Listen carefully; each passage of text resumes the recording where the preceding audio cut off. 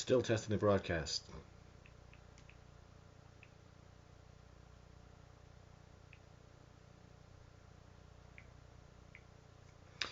And we are apparently live. Good day, ladies and gentlemen. My name is Todd Standing. I am the man who takes people into the field and has them either live interact with or eyewitness a Sasquatch. Very excited to be doing my live show that I really, really thoroughly enjoy. Um, as always, or as I'm doing now, I'm going to go through a couple of Facebook questions to start things off as the questions propagate in the live stream. Good day, Manson. First, Mason Sylvanek. Awesome. Hey, everybody. Thanks for tuning in. Hey, Amanda. Thanks for coming back in again. So a couple questions from Facebook.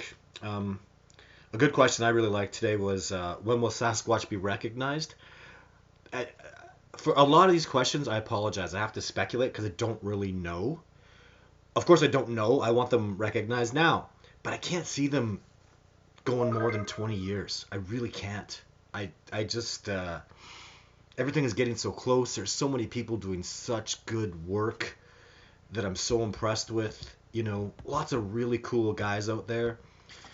Love them or hate them, they're guys that are working hard to get this done, that are really devoted. And I can't, when I look at these people and I see the amount of work that they do, I mean, you just see it. You see that they're devoted to this. They've put together little documentaries, and I don't know. I don't know if they're faking it. I don't know if they really mean it. I don't know if they just want to be famous, but they're talking about Sasquatch. And I guess the rule in in media, in the big scheme of things, is that's what you want. You want to be in the discussion, and it's good that people are in the discussion, and it's good that people are talking about this. And you know, I'm very happy to see all that.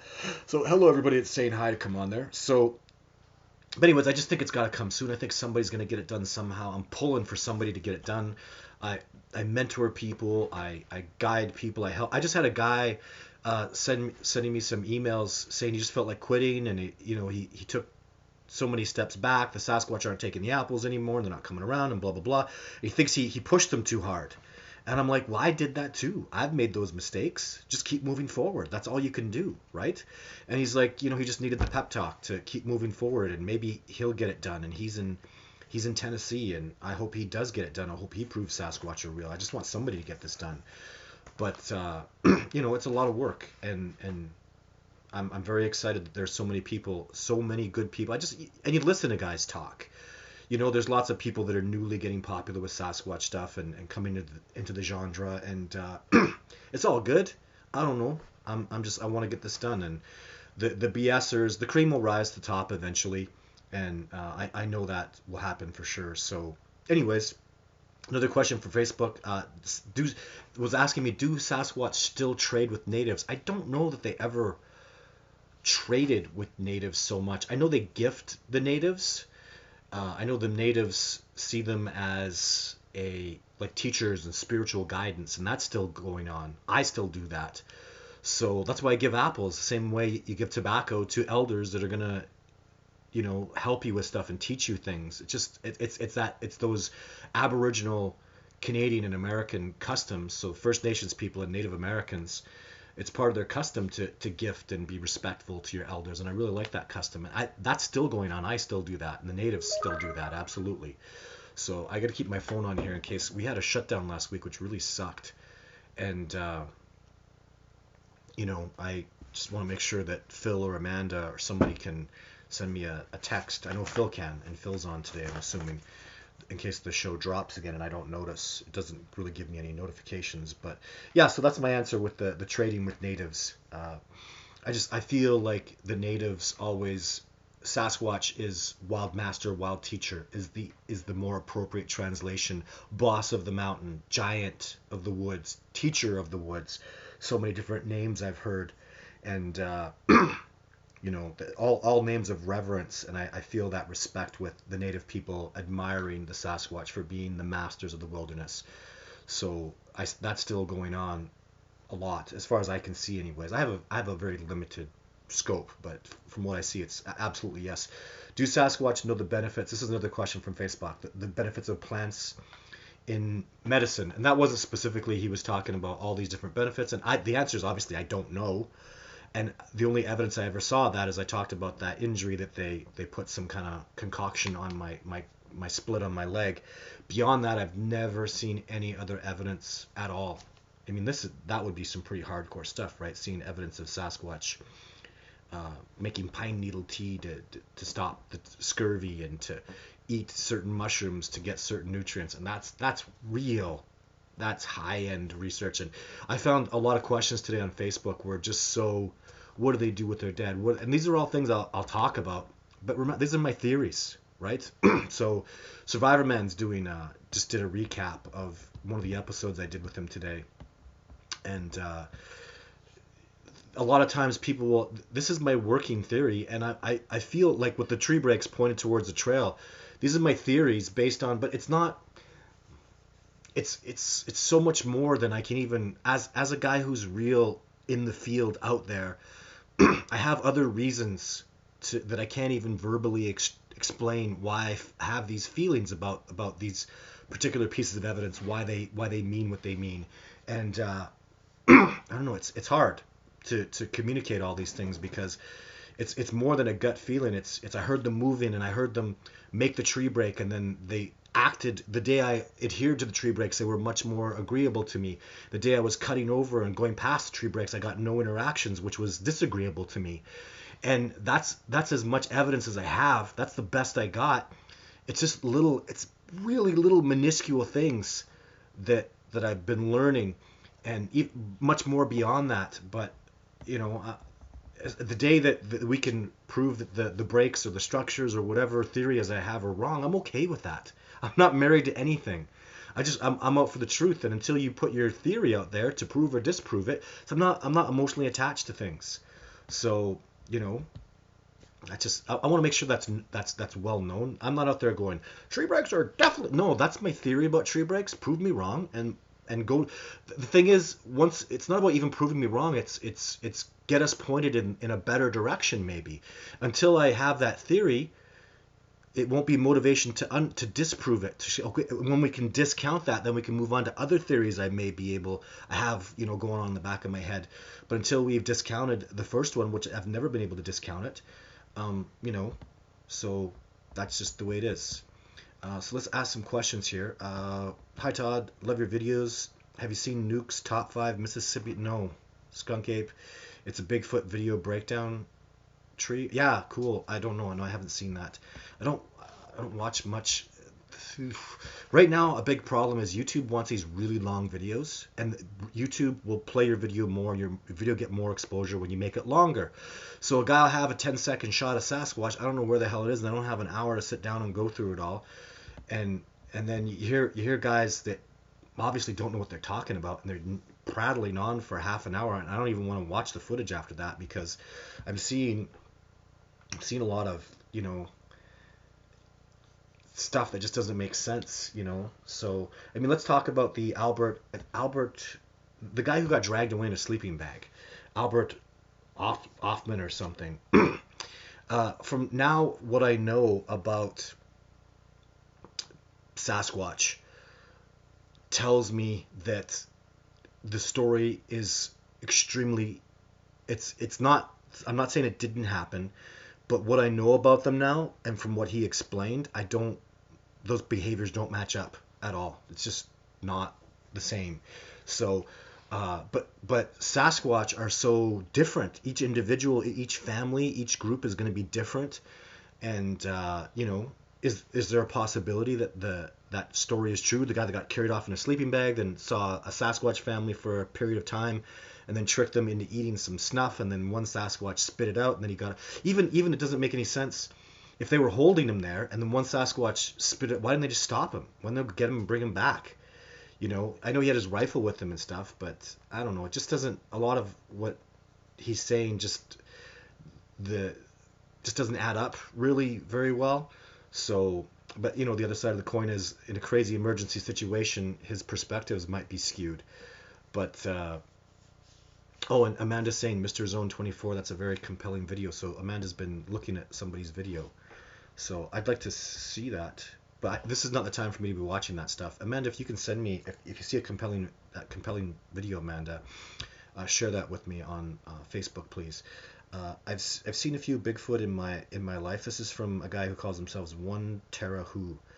They are real. They are our brother in nature. But yeah, absolutely, yeah, totally agree. Brothers in nature, right? Totally in agreement with that. So, William, thank you for your compliment, William. I appreciate it. I would like, yeah, let's stay on the topic of Sasquatch. So Steve with the big last name says, the last couple of gifts I've given them, they didn't take them. However, they still come around and realize I mean them no harm, as well as they continue to be curious of me. Is there significance to that? Yeah, well, for the last couple of gifts you've given them, they didn't take them. That is significant. Something's going on. So that change in behavior is significant. So, and you know what's going on more than I do. Were you pushing things? Were you making them uncomfortable? Have you been trying new things and then they stop taking gifts? Because that's very significant to me. It was very significant every time they stopped taking gifts. Or it was even more significant when they would take the gifts and smash it on the ground. I mean, that was like they were just saying like, heck with you. We're disrespecting your gift. So, and that was happening to me in the very beginning. So what's the significance though is you got to tell me. I'd have to sit down and talk with you. What's changed? What are you doing differently? You know, so many things. Did you change the gifts? Are you putting them in different spots? So many things. Gosh, you know, it's limitless. What's going on in the wilderness? That's what the big picture is too. What is going on in the wilderness in the backcountry? My glasses seem awfully crooked, don't they? But you know, that's the problem with this discovery is we're trying to make this discovery blindfolded in the dark. You know, that's literally there's no other way of looking at it because you don't know. It's so hard to figure out what's going on with them because we're not really properly communicating and there's just so much we don't know, and every Sasquatch troop is going to be so much different than another, you know, one. So it's very complicated. You just got to keep banging away at it, keep watching other people talk, and I love the primate books on gorillas. Those are my favorite stuff. So thank you, Poochie Face, and your husband. I'm glad they love watching my videos. Thanks, guys. I really appreciate the support. Have you been back to see your apple thief? Well, yeah, all the time. I'm always back there. Apples haven't been taken from us in radium in the whole last year. They never took apples from me. So that's very significant and not good. But just keep moving forward, right? If you're enjoying, yeah, hit the like button if you're enjoying the show. Thank you, Amanda. SoCal Forest Ninjas. People are, I don't know, people are, I guess too, I'll address this subject. My numbers have gone down for viewership and stuff. I don't worry about that stuff. My expeditions are going to be amazing this year. I have such wonderful people coming out, people coming back, and new people coming out, and I have so much really cool stuff going on. And I don't know. I keep working hard on my videos. This is the good news is I've decided too that for my expeditions, every second week I'll do a live show because I'll be out at least 2 weeks of the month. So every second week I'll be doing a live show, and then that's kind of not good either though because then people know where I am and they know when I'm out, and I don't like that. So there's a level of secrecy. Maybe that's not a good idea. I don't know. I really want to do the live shows somehow. So, and I'm going to definitely do weekly videos because I'm just going to do a video out in the bush. I'll do a video out in the bush, then I'll come back and I'll just upload it on YouTube. So, yeah, that's the plan for the summertime. So, I love your episode where the Bigfoot were surrounding your camp at night and were growling at you. Would have loved to have been there. Yeah, that was a bad day, William. But, and again, that's happened quite a few times. I think you're probably talking about my episode where the Bigfoot were surrounding your camp at night. Well, that happened with Survivor Man a couple times, twice at least, and then that happened in my movie. So yeah, those are good, very good days. Amanda's saying, Sonia, yeah, right. There's a chance they might admit Sasquatch existence too. Yeah. So just tuned in. Any sound recordings coming in the future? I don't get good sound recordings. They just growl at me. They don't like all these people that are getting. I think there's a lot of authentic Sasquatch screams, but that stuff is so freaking rare. And there's really there's not much point in them screaming around me much, so it's just not. I'm glad you guys are very entertained by that, but I'm not gonna if they just don't do it around me. They're not the chatter thing. I don't even think that's authentic. I'm sorry. I just don't. I don't think they do that. So I could be wrong. In my opinion, it sounds like a guy in the audio recordings I've heard. So, but then there's and that's the Japanese talk. It does not sound authentic to me. I could be wrong. This is my opinion. Take it for what it's worth. It just feels like it's uh, not, and I've never heard anything like that, and I've never had anybody who I've worked with closely. All the really good researchers, none of us have ever heard anything like that. So if it is indeed happening, it's an original thing that's happening to one guy. It's not like some classic thing that's going on a lot. I'm not hearing much about it, and but I think that the circumstances under which people are getting the calls, like those old calls from the 70s. I'm not remembering the name of them. I apologize. Those sound very authentic to me. The whoop whoop whoop whoop whoop. That sounds like a Sasquatch to me. I've heard them do that. But the darn thing is, they make a sound and it's like you can't hear it on your camera. It sounds weak, and then you get your audio already, and they don't repeat it. So the guys that are getting them out, these Sasquatch sounds that are going on and on and on, I don't get that ever. I've never had those experiences. So when they come around close and they're intimidating me, they do that guttural deep growl thing, and I have recordings of that. So, and I'm gonna put some new stuff up about that. Well, not new stuff, but just old stuff that I've never shared with anybody before. Had some really amazing Sasquatch. Like Sasquatch was kind of growling at me in this weird, like friendly way. It's very strange, and I've never known what to make of it. Now my heart's telling me the Sasquatch was kind of just having some fun growling at me, but I don't know for sure. So Bigfoot Forest, Vancouver Island. I love Vancouver Island. Northern Queen Charlotte's still interact with Sasquatch. The natives give the Sasquatch clans baskets of smoked salmon. Awesome. How cool is that? And I'll tell you that there's so many native troops. There's a couple that I have spoken with at length on Vancouver Island. They're just like in the know. You go to that reserve, those people know Sasquatch are there. They're going to tell you about the sightings and all the stuff going on. It's absolutely wonderful. Like when I was in Nia Bay, I walk into the grocery store and there's a whole section of just books on Sasquatch. The book section was as big as the Sasquatch books section. That's how big it is. And most people have a story or an accounting, or if they don't, they know someone who has an incredible accounting. And it's like that on the reserves that I go to, the native reserves. They know Sasquatch are real. They have rules when a Sasquatch comes around what to do. So, and it's a whole different world when you go onto these reserves where these people are in the know. They don't believe Sasquatch are there. They know it. They live it. That's why it really ticks me off too. In that there was a TV show that came out and did a little story on me, and they're just totally a bunch of total douchebag. Like the redheaded woman was a total wimp, lying little deceitful pain in the ass who was not interested in doing the TV show at all. That she was not coming out of it. She did only what she had to, and she very, very deceitful, very dishonest, very not a good person. And they had a thermal image of a Sasquatch, and she debunked it herself because she's such a moron. But what bothered me about that show is they had a native lady who's been like living out in the bush her whole freaking life, and she's like, "That's not a coyote. That is a Sasquatch sound." And then they went to some dumbass biologist who hasn't spent butthole nothing for time out in the bush.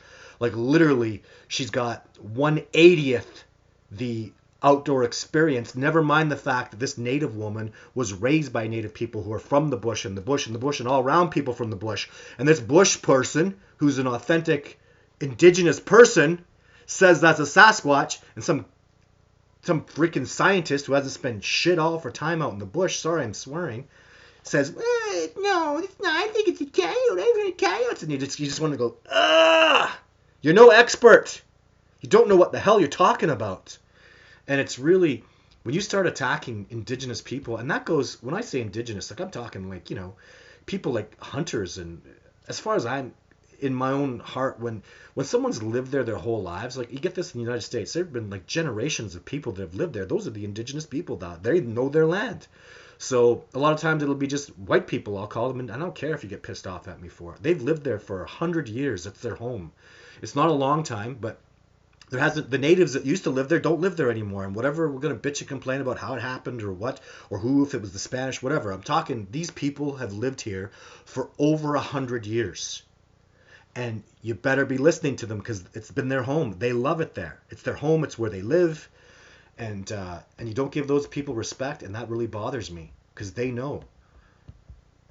Anyways, that's just how I feel about it. I really, you want to know about Sasquatch? Go talk to the people that live there. Go talk to the locals, whether it's white people that have been there for 100 or more, 100+ years now, right?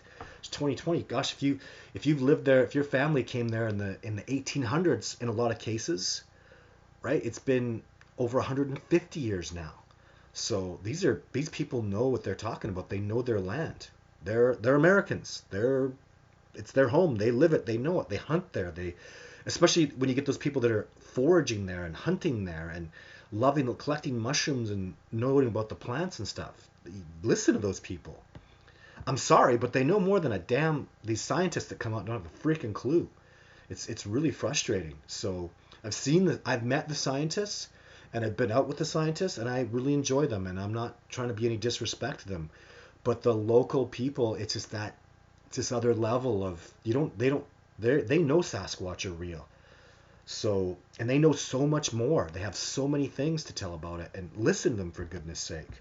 So, Lasha, Todd, what about if me and you or anyone will bring an apple or any other type of food? I'm sure is what you meant. For the big guys love it, especially this time when almost nothing to eat for them except hunting. Yeah, maybe this is a better time to be giving them a gift. Um, yeah, it's spring. There's not a lot of food, so yeah, I agree. Support your troops and athletes. Says, hey, Todd. Hopefully all is well in Canada, keeping safe from the virus.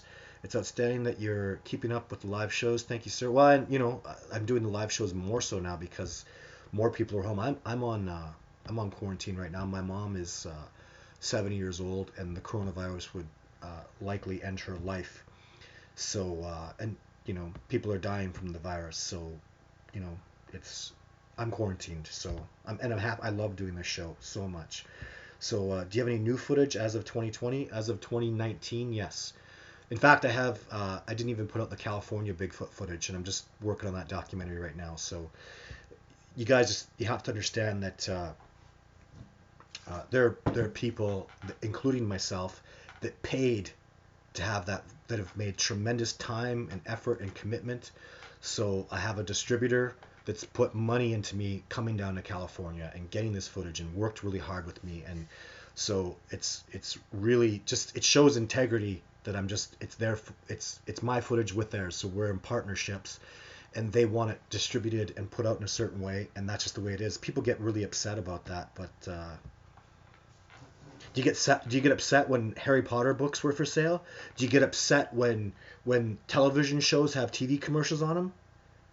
You got to generate revenue to get, I had to make a deal so somebody would pay for me to go out to California. Because if I go to the airline and go, hey, I'm doing Sasquatch research, can I have a free ticket? And they go, no. If I go to my landlord, hey, I'm doing Sasquatch research, can I not pay rent this month? Go to the grocery store, hey, this is for Sasquatch research, do I get my groceries for free? And people look at you like you're stupid. And I'm giving you that same look of, what do you mean you're putting it and you're distributing it and you're putting it on a movie? Because that's the way the world works. And you want to know what the truth of it is? The money that I'm generating back from my documentary hasn't paid for my freaking gas. The gasoline in my vehicles, I've never been reimbursed for the gas money in my vehicles that I've spent. Never mind all the time and effort and all the other blood and sweat and destroyed cameras and all the holy crap. So people get on my case about that stuff, and I'm like, what world do you live in? I am a full-time Sasquatch researcher, and that is because people watch my YouTube channel, go on expeditions with me, make donations, and and I get to do TV shows. I do a couple TV shows every year, and it's that's the way the world works. And I am a full-time, and I'm immensely grateful for all the support, because this is what I do every day. I just do Sasquatch research. It's a wonderful life, and I'm so grateful. So, Cat Hassel, my guess, if someone actually proved their existence, it'd be worth dollars, zillions. That's why many in the Bigfoot community discredit others. Right? There's a big money factor involved in it, and money is very, very important to a lot of people.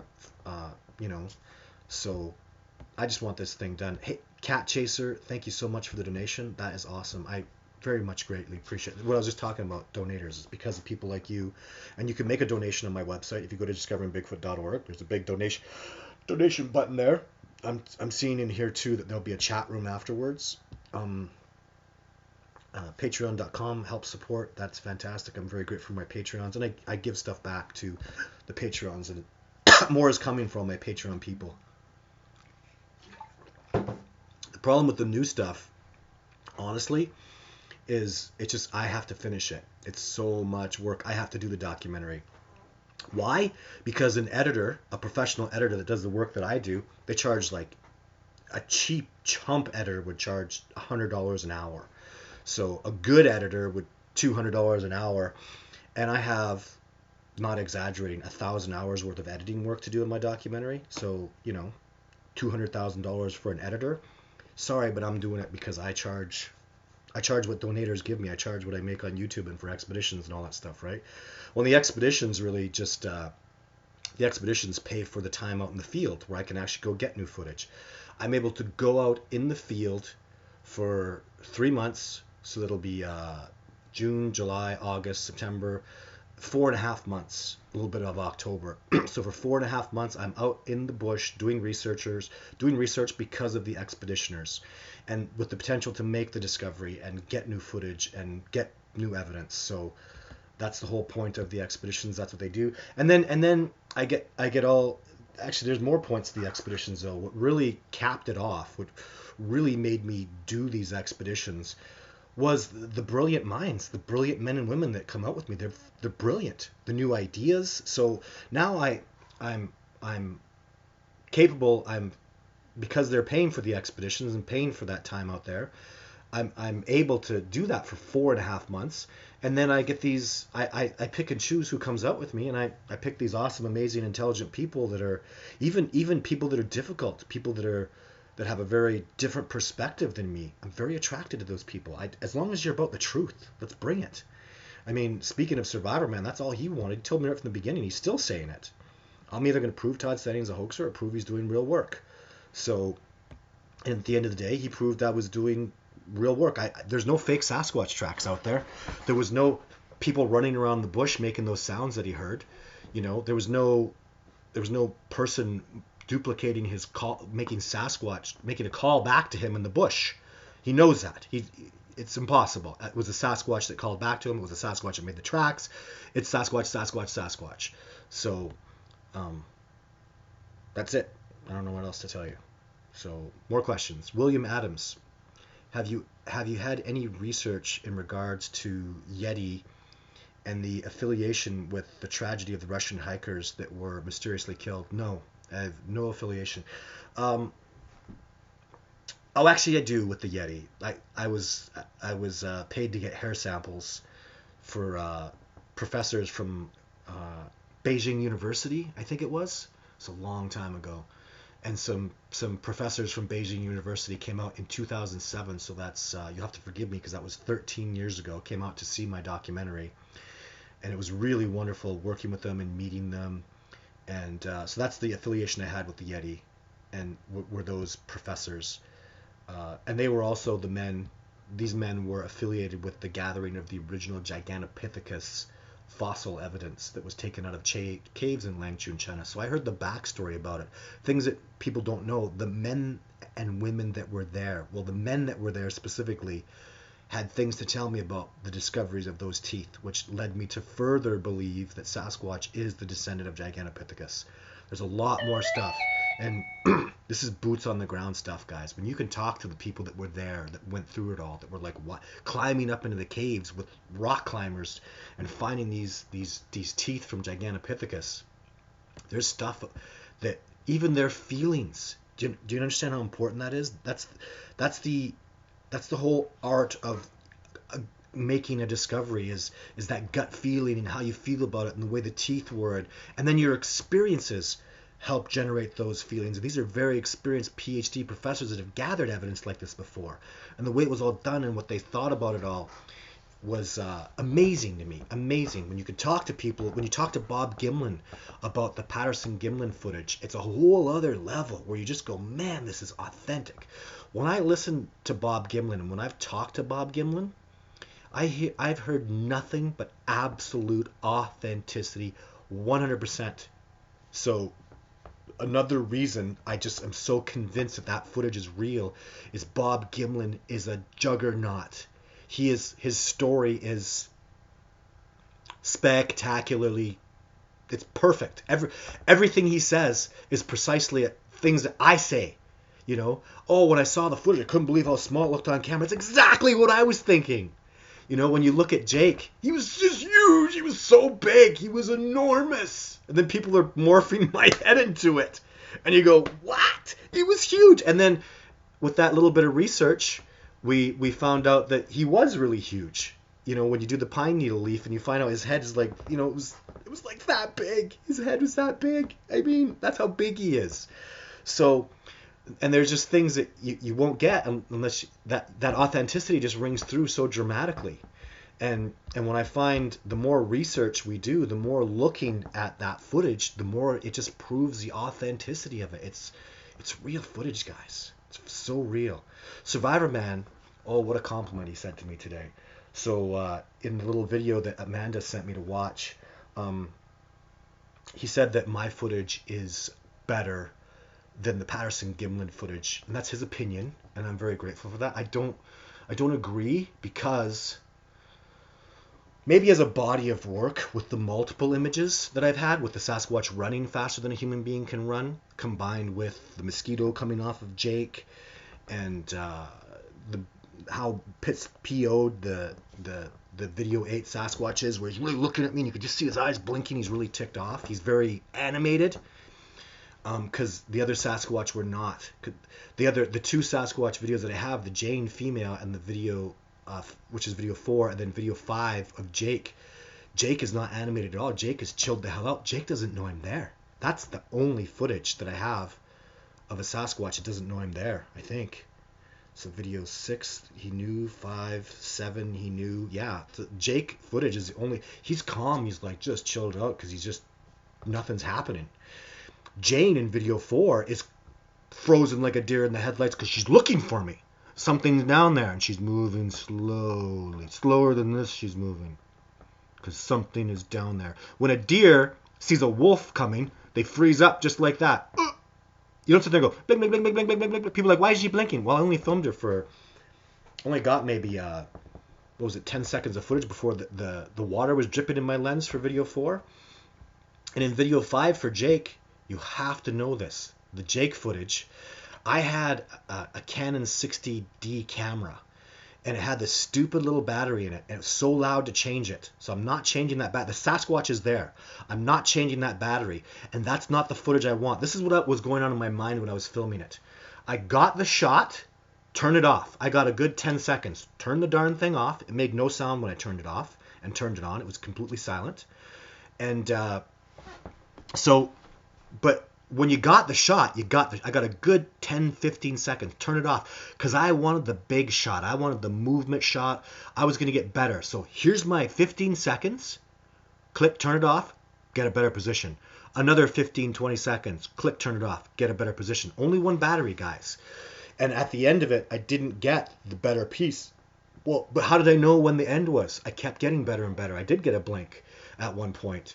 So, but I was saving the footage. Even you have to know, after I filmed Jake, I burned that battery out in 40 minutes. Like I stood up to go film him some more. He moved away faster than I could get focused or the shot of him. And then I was trying to film more and more and more. I was running around there. Well, I was moving around, trying to get more footage until my camera got busted because the Sasquatch gave me a little shove. So in case you don't know, the Jake footage, I had Jake cornered at one point where I was moving in to get a shot of him. I don't know where the footage of this is, but you can't see Jake at all. So, and I had a really long lens, a very expensive, heavy, long lens.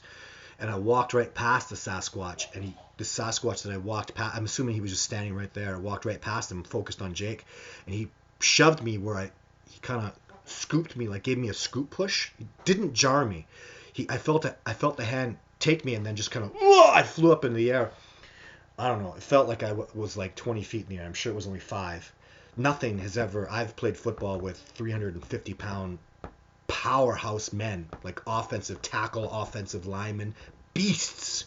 Nobody's ever shoved me like that. Like just flying. It broke the camera lens. At that point, the camera was okay, but I didn't have the other backup lens. So filming was over, is the point, though. And I came back, and I'm super happy about the Jake footage. And then people say, "Why did you get this? Why did?" They always want more. Well, hey, where's your Sasquatch footage? Oh, you don't have any. I have 8 videos. 9, 10, 11, now 12. I do. There's more coming. Where's yours? Oh, you don't have any. That's why I have to be so controversial. Les was talking about that today. People always say, he's so controversial. Because I have footage. Because I take people out and show them Sasquatch. Because I've taken out dozens of people and they go, oh my God, there's a Sasquatch. Oh, well, that's controversial. Do you know why? Because nobody else can do that. I did it with Survivor Man. He filmed the top of the head of a Sasquatch. He's live interacting with them. No big deal. Like they were within 25, 30 yards of him on multiple occasions, leaving tracks, taking apples. Survivor Man's there going, I have no explanation for what that sound was. It wasn't a bear or a moose. It was nothing that I've ever known anything to do in the wilderness. There were multiple individuals. That's because it was a Sasquatch. And I do that multiple times every year. I've had that happen to me 100 times personally. You know, I've spent thousands of days in the backcountry. So people wonder why I get so passionate about it. It's because the pain of it, the damage of it, how hard it is. I want to post a video I'm going to post up soon about me showing me on a 10-minute hike with my camera, slipping in the snow, coming down the side of a mountain where there's cliffs. I want to put that out there just because you have no idea how much failure you have to go through. Like 99.9% of the time, I get nothing. I don't get a track. I get complete failure day after day after day after day. So when I do my recon and I do my due diligence and I work so hard to get that success with what happened with Survivor Man, for God's sake, people, those episodes are sick. Like I don't know what that's why so many people believe my footage is real, because I take people out and show them a Sasquatch. They go, oh my God, look just like Jake. Yeah, right? You saw him. And it's not Jake. I don't think I've ever taken anybody out to see Jake. I've never been with somebody else that has seen Jake. They've seen Jake's little brothers, and there was a sighting of Jake's dad, but not specifically of Jake. Only I have ever filmed or seen Jake. And Jake, and now that doesn't happen anymore because I'm quite convinced Jake is gone from the research area. He's a big giant Sasquatch, and he's gone to go find his own troop. So Blazing Silver says, David asked me about what do you think about the Missing 401 documentary and the Bigfoot recordings at the end. Oh, I didn't see the Bigfoot recordings at the end, but I think David Pilates does a great job. I think his stuff is very impressive, and I'm glad he's doing that work, because I don't want to do it. I'm not interested in studying how Bigfoot could hunt and kill and harm people and abduct them. No interest in that. So, and if you can understand what I have to do and why I know there's going to be angry Sasquatch out there. I'm not interested. If the Sasquatch are angry and hostile, I leave. I go away. That's what happened in California. Sasquatch was hostile with me, and I got the hell out of there, and I have no intention of going back. So, Blaze of Silver says, on the movie Hunted by Missing 401, compelling chatter in the bush camping section of the movie. If you haven't watched, please do. Oh, okay, thank you for that. I will give that a watch. Lashad's back. Todd, what about if me and you... I thought we already had that one. Am I redoing things here? What's going on? So, thank you. Okay, I'm bouncing around here. Sorry, my computer's weird like that. There was a donation, a $5 donation. Thank you very much. Tim! Is it Tim? Thank you so much for the donation, Tim. I really appreciate it. I am a full-time Sasquatch researcher thanks to your donations, and even people watching my shows let the commercial play. I get 0.001 cents every time that happens. So let's look at these questions. Sean McCoy, why never a good video or photo from trail cams. Trail cams are a shiny piece of glass in the wilderness, and you're trying to sneak, you're trying to fool one of the best trackers that's ever lived. If I'm this good, the natives are at least this much up above me, and the Sasquatch are going to be up here above the natives. So you're talking about, if it's me, and I'm pretty much like, as far as white trackers go, I'm pretty much at the high end of it. You're not going to fool these guys with it. For God's sake, you put a trail cam out, you walked there. A tracker is going to circle around and go, he walked right over here, and see that you walked up to that spot, and then see a glass little thing. You can't, there's always glass on a trail cam. You can't get the glass. It's always there. It's always shining. They're going to see it from 50 yards away. So I think there are ways, potentially, that a trail cam can be put up, where if you get the Sasquatch to step over first and go to a spot. So there is a couple spots that I have new ideas for, but you can't just throw up a trail cam like with any other animal. You can't do it. You're not dealing with that. You're dealing with a highly intelligent tracker. There is no species that is a visual tracker besides people. Wolves go by scent. Wolves don't look at the tracks on the ground. They pick up stuff by scent and smell. Same thing with bears and every predator. Mountain lions don't sight based on tracks, don't hunt based on tracks. The Sasquatch do, and they're freaking good at it. I'll tell you one reason I know they're so great at it. Because they play tracking games amongst themselves. They'll go try to hide, another Sasquatch will come and find them. So so now they're at this level way up here. I'm way down here. Remember, the native people are here, they're up there. So I'm down here, and I don't have the time, experience, I don't know the terrain as well as they do, and they're playing tracking games with each other. I guarantee it. I'll tell you, I've seen it where a young one will try to get away from his mom. He's got to fool his mom with a trackway, and she gets him. So these guys, it's going to be such an intricate part of their lives growing up forever. They know that if they want to sneak off and do something mischievous, mom can track me. How do I get away from mom? I got to go on the rocks. I got to climb up this cliff. I got to go into a field where the wind's blowing. Like, there's so many things you have to do. And I'm telling you guys, there's a level of tracking that I don't even, it's just a whole other level, guys. So you just gotta, they're feeling the freaking energy. It's a long story, but I'm going to start talking about that kind of tracking and teaching it a lot. So, okay, Phil Guy, Argo, if Todd does not see your question, email him. Sorry. Who's asking? So, some guy, Argo. So, I'll go see if I can find the Argo question. Tim, did I thank you very much for the donation? I think I did. Thank you so much. Oh, happiest wife ever! Hey. We're going to call you the happiest wife ever on here. We won't give your name up. That's an expeditioner coming out. Very excited. All the way from Texas. Yeehaw. I love Texas. My mama lived in Texas, San Antonio, for many, many years. So I'm right excited about having a Texan come out. I get to talk to Lacey and work on my accent. Y'all. What does she say a lot? She has all these cool things they say. I love the indigenous talk of Texans. And she's a Texan, yeehaw!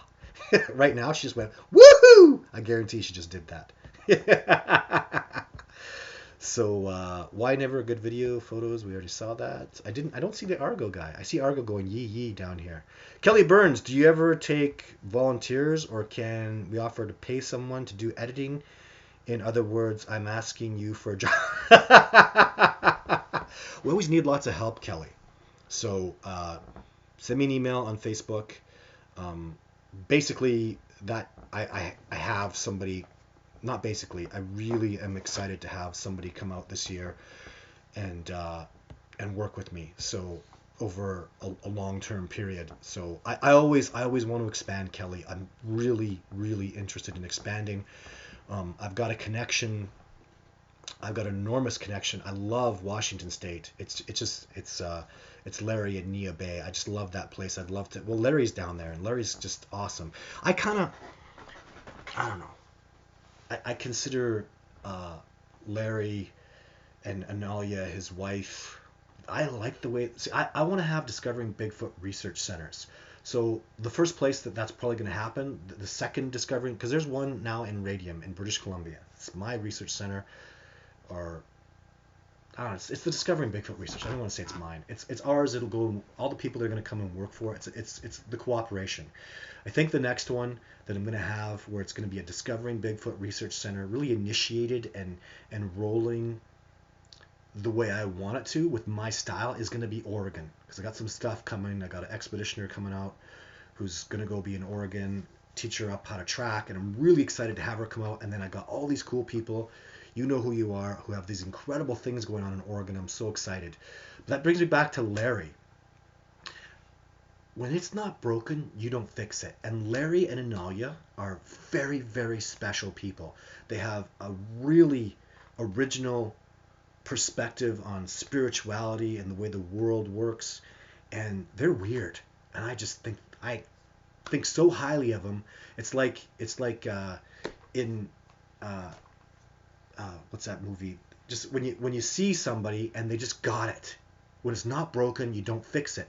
And I love the way Larry thinks, and I love the way his wife thinks, and I love what they have going on. I would never go out there and start a Discovering Bigfoot Research Center there, because Larry and Analia are awesome, and I don't want them to change. They have different perspectives. They have things that I disagree with, and I love that. I don't want people that are there just kissing my ass.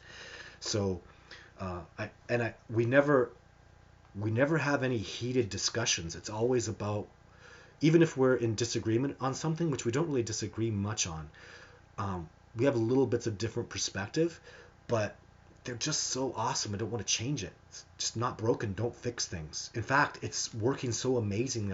I think I would just do damage to try to fix it. So in Nia Bay, I'm just going to let Larry do his thing, and whatever Larry wants and however Larry wants to do things, I just want to help and support him, because man, I think so highly. And when you meet people and you go out and you hike with them, and you're there and you see who they really are, and their true character comes out.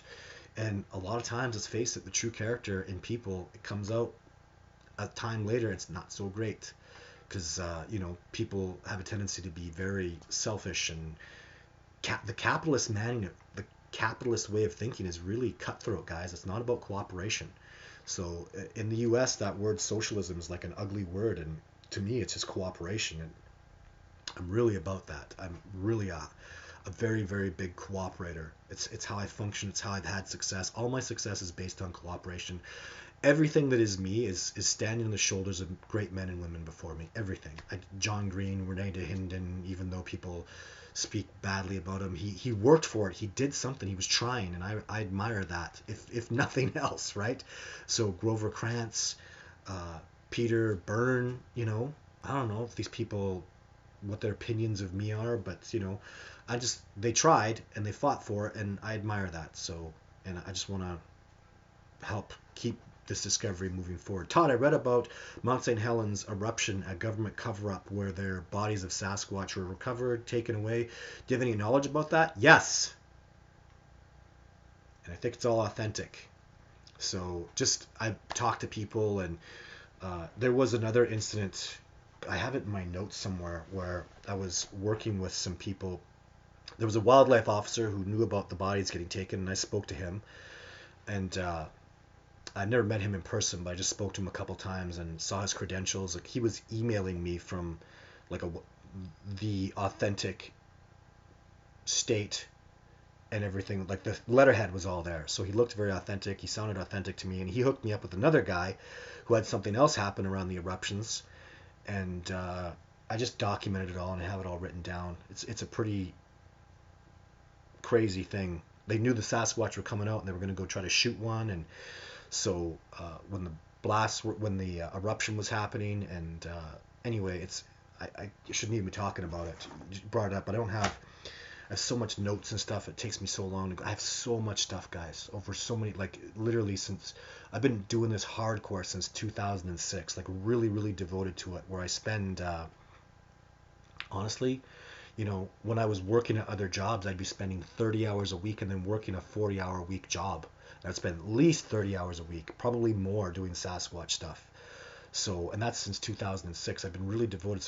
My point is, there's just so much paperwork and information and documentation. This is just like, I could just show you stuff from this week, just a pile of papers and writing down. This is just this week, and it's just, if I showed you what I had from a month ago, I look at my month-old notes that I have here from all the sightings and stuff, and it's like, it's so much. Oh, did I call this guy? Did I do this? Did I talk to Tennessee? Was I talking to the Georgia? Like, it's so much, and it's crazy. It's so much responsibility. I really enjoy it, and I love doing it, but it's a lot. So thank you, Tim T from Florida. I love the Everglades in Florida. Man, I fell in love with those places. So one thing Florida taught me was, if I was to go do Sasquatch research there, it's like starting from ground zero, because I'd have to learn about the alligators and the snakes and the plants and the animals and the birds, and it's just starting from ground zero. How do the Sasquatch survive out there? I have no idea. I have no experience in